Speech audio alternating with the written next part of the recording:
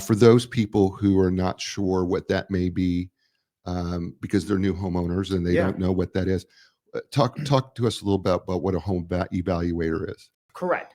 And when you bought the house, 10 years later, it's not necessarily the same house. You may have because I remodeled. Yeah. So if you have not brought up those items or that remodeling to your insurance agent, you may very well be underinsured. Okay, here's the next one. Yeah. All my personal belongings are covered. With certain limitations for certain items. So it's yeah, but no. So it's yeah, but no. Or a piece of art that has an appraised value. And let's go for the art.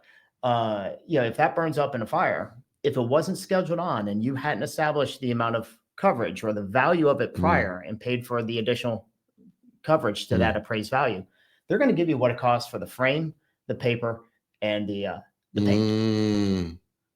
They are not paying you for the value of what you could sell it for and the appraised value. Right. That's on the homeowner to make sure that they've established that with an appraisal and scheduled on. So that's where, and me personally, on every policy I write, I try to make sure we've maximized the personal liability coverage, because going from the standard $300,000 to $1 million in coverage typically only adds $8 a year. Oh, wow. So it's so small, but if you ever need to use it, that is going to be the best peace of mind money that you've spent. Right. To have that maximized. So I'm a huge fan of liability coverage. Yeah. So if you have if you've known that you've had the loose brick on your step. Correct. And it's been pointed out. Over and over and over again. Yep. And somebody hits it and they fall and break their leg. Right.